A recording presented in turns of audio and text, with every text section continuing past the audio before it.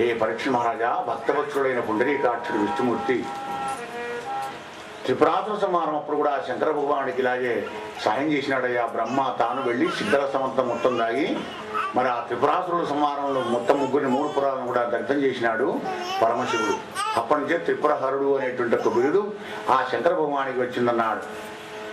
అనగానే ధర్మరాజు అంటాడు, మహానుభావ ప్రహ్లాద చరిత్ర చక్కగా వివరించి చెప్పినావు, వర్ణాశ్రమ ధర్మాలు కూడా చెప్పి నన్ను అనుగ్రహించవయ్యా. ఎవరు మహాత్ములు వచ్చినా కానీ ధర్మరాజు విడిచిపెట్టిన వాళ్ళ దగ్గర ఉన్న విటామిన్ మొత్తం తీసుకుంటాడు. అన్నీ నాకే తెలుసు అనుకోడు, అన్నీ నాకే తెలుసుకున్నట్టు అజ్ఞానం అహంకారం లేనిలేడు ఈ లోకంలో. నువ్వు తెలుసుకోవలసింది ఎంతో ఉన్నది, నీకు తెలుసుకున్నది కొంతేరే నాయన. అందరూ అసంపూర్ణులే, సంపూర్ణ జ్ఞానం కలిగినటువంటి వాడు జ్ఞానం అనంతం బ్రహ్మ భగవంతుడే. యా అనగానే చెప్తున్నాడనమాట వర్ణాశ్రమ ధర్మాలన్నీ కూడా చెబుతూ, హే పరీక్ష మహారాజా, అలా ధర్మరాజుకు నాతో వివరించినటువంటి సాధు వృత్తిమెరయుచునున్న జనులు మీ వంటి వారెత్తి పరమ ధర్మమనుచు భక్తిం దలంతునో అట్టి ధర్మరూపం అఖిలంబు ఎరిగింపుమా మునీంద్ర అని అడిగిన ధర్మజనకు నారదుండు చెప్పే వినుమా. ధర్మాలు కావాలి నాకు రాజా. భగవంతుని యొక్క ముఖంలోంచి, బావుల్లోంచి, ఉరువుల్లోంచి, పాదాల్లోంచి చారువర్ణమయా సృష్టం గుణ కర్మ విభాగశ 4 కిలో మానవులు జన్మించారయ్యా. ఆ నలుగురు కూడా ఆ నారాయణమూర్తిని స్మరించి ఆ భగవంతుల్లో కూడా కలిసిపోతారు. ఇక ఆశ్రమ ధర్మాలు చెప్తున్నారు నేను. బ్రహ్మచర్యం, గృహస్థం, వానప్రస్థం, సన్యాసం 4 ఆశ్రమాలు ఉంటాయి. బ్రహ్మచర్య ఆశ్రమంలో కూడా గురువు గారి యొక్క మంత్రాన్ని గురువుకు వినయవిధేయతలతో నమస్కరిస్తూ గురువు చెప్పిన మంత్రాన్ని, గాయత్రి మంత్రాన్ని, త్రికాల సంధ్యావందనాన్ని, అగ్నిహోత్రాన్ని చెల్లించుకుంటూ గురువు గారి ఆజ్ఞ మేరకు వెళ్ళి గృహస్థాశ్రమంలో ప్రవేశించాలి. గృహస్థాశ్రమంలో పోయి వారిని వివాహం చేసుకొని ధర్మానికి విరుద్ధం కాకుండా ఆ కోరికలన్నీ కూడా అనుభవించి సంతానవంతులయ్యి పితృదేవతల యొక్క రుణాన్ని కూడా తీర్చుకున్నవాడికి కావాలి. అప్పుడు పిల్లలను పెద్ద చేసి తన ధర్మాన్ని, ధనాన్ని కూడా వాడి చేతిలో పెట్టి అప్పుడు 3వది మరి వానప్రస్థం. వానప్రస్థం అంటే ఊళ్ళో ఉండకూడదు.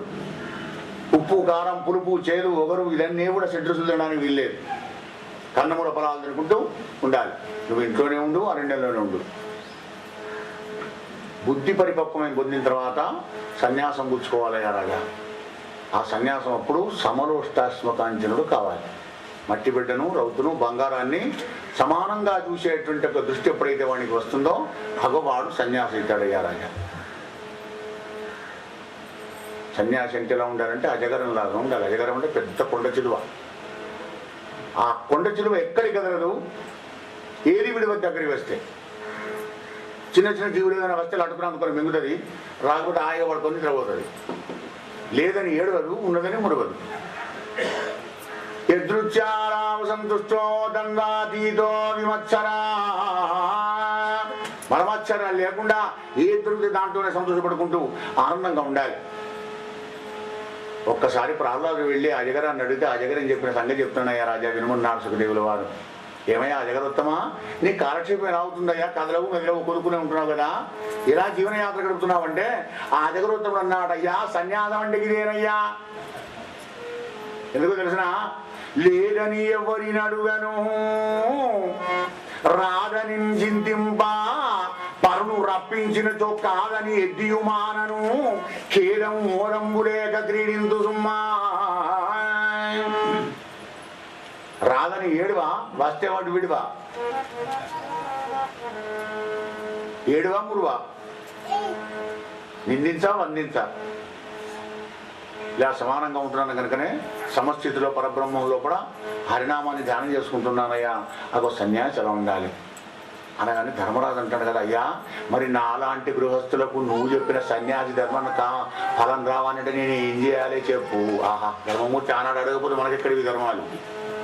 ఎందుకంటే చాలామంది 99% మొత్తం గృహస్థాశ్రమంలోనే ఉంటారు కనుక గృహస్థులకు సన్యాసి ఫలం రావాలంటే గృహస్థులు వెళ్ళాలి.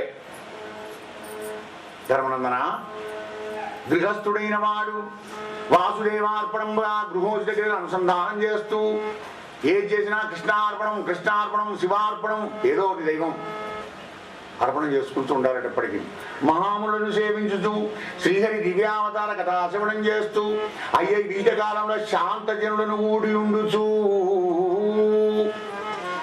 ప్రతి స్కందంలో ఇచ్చాడండి సత్సంగం. శాంతాత్మలతో సాహసం చేస్తుంటే నీకు శాంతమే వస్తుంది. ఇక మందర లాంటి వాళ్ళతో శోభ చేస్తే కైకి కూడా మందర అవుతుంది, సమస్య లేదు.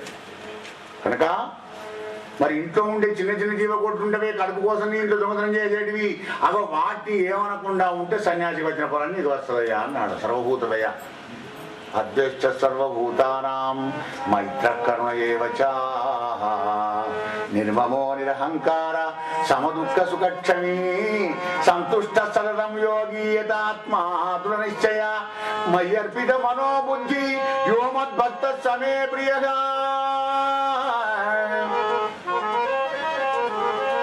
గృహస్థాశ్రమంలో ఉన్నప్పటికీ కూడా అవి ఆ విధంగా ఉన్నవాడికి ఫలం దొరుకుతుంది. ఆ సన్యాసికి వచ్చిన ఫలం గృహస్థుకు వస్తుంది. ఇంట్లో చిన్న చిన్నవి ఏమో తింటే కదా, ఏది తింటే మనం 10 కింటాల బియ్యం మనం తింటాం, ఓ 10 కిలోలు ఇవి తింటే ఏం బాగా అనుకుంటామా? అనుకోం. వీటికి అంగర పెట్టే పాయసం తెచ్చేవి కదా, పెట్టుడు మర్చిపోయినా మామిడి పెడతా చూడు ఎలుకలకు శివులకు.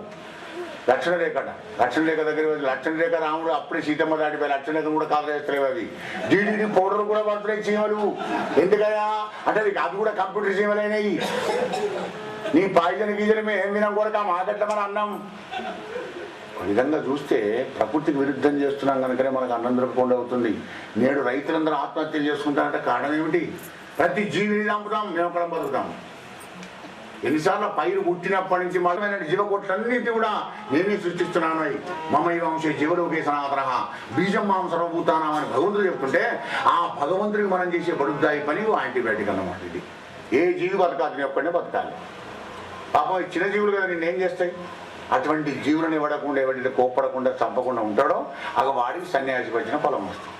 ధర్మనందన జనక గురులనైన చంపు అర్థమునకై ప్రాణమైన విడుచు భార్య కొరకు అట్టి భార్య పురుషుడది శుశ్రూష చేయించి గెలుచున్న అజితుం ఈశునైనా. కాంతాకనకాలతో గృహస్థాశ్రమంలో ప్రమాదకరమైన పరిస్థితి ఉంటుంది కనుక వాటిని సద్వినియోగం చేసుకోవయ్యా. సద్వినియోగం చేసుకుంటే పతివ్రత అయినటువంటి ఒక భార్య అతిథి అభ్యాగతను రక్షించి గృహస్థాశ్రమంలో ఉన్న పురుషుల్ని కాపాడుతుంది. అంటే పరమార్థం కోసం వాడుకుంటే ఆనందదాయకం అవుతుంది గృహస్థాశ్రమం. సన్యాసికి వచ్చిన ఫలం వీడికి వస్తుంది. కానీ స్వార్థంతో వాడుకుంటే మరి వీడు వెళ్ళేది నరకానికి. అవన్నీ నరకాల్లో విన్నారు కదా ఏమేమిలో షార్ట్గా టచింగ్ ఇచ్చుకుంటూ పోయినాడు పరీక్షిత్. అందరూ ఇట్ట పుణ్యం వస్తుందయ్యా, కొన్ని చెప్తున్నాను వినున్నాడు. క్షేత్రం కురుక్షేత్రం ప్రయాగపురాశ్రం నైమిషం ఫల్గుణం సేతువు ప్రవాసం కుటస్థలి వారణాసి మధురాపురి పంపా బిందు సరోవరంబు నారాయణాశ్రంబు భూవరేంద్ర. వీటిని శుభకాముడైన వాడు ఎల్లప్పుడూ సేవింపవలేను సుమ్మా. నరేంద్ర విను అఖిల లోకములకు అధిదైవతము కూడా. హరి జనులందు కూడా అనేక మంది ఉంటారు. కర్మనిష్ఠులు, తపోనిష్ఠులు, వేదశాస్త్రనిష్ఠులు, జ్ఞానయోగనిష్ఠులు అని అనేక విధాలుగా వర్తిస్తుంటారు. కనుక అందరిని ఏర్పాటు చేసుకొని ఎవరిని ద్వేషించకుండా అందరినీ పూజించాలయా గృహస్థి అయినటువంటి వాడు. యా ఇంకొక రహస్యం చెప్తున్నాను పరీక్ష మహారాజా. ధర్మనందన వినుమని నారదుడు చెప్పినటువంటి దాన్ని చెప్తున్నాడు పరీక్షిత్తు సుగ్రీవుల వారు. హరిమహిమంతనకు ఎప్పటి గురువున్ హరిమహిమంతనకు ఎప్పటి గురువున్ నరుడను దరచి కుంఠిత భక్తిందిరుగు పురుషు శ్రమమెల్ల కరి శౌచముఖి అని రక్తకంబగును సుమ్మా. భగవతత్వాన్ని చూపించుకుంటూ బ్రహ్మానందాన్ని ప్రసాదించేటువంటి ఒక గురువును మా గురువు కూడా నా వల్లే మానవుడు, నీ వల్లే మానవుడు కాబట్టి బంగారంతో అన్న నీ వల్లే మానవుడే ఉంటాడు. కానీ మానవాతీతమైనటువంటి రహస్యతత్వాలన్నీ ఆ గురుగారు చెప్తుంటాడు. ఈయన కూడా నా వల్లనే సామాన్య మానవుడిని ఎవడైతే తలుస్తాడో అకుంఠితమైన భక్తితోనెవడైతే ఆ గురువును పూజించడో, నమస్కరించడో, గౌరవించడో వాణి శ్రమమెల్లా కరి స్నానం అంటున్నాడు. అంటే ఏం చేస్తుంది? స్నానం చేసిపోయి మళ్ళా దుమ్ములో పడుతుంది.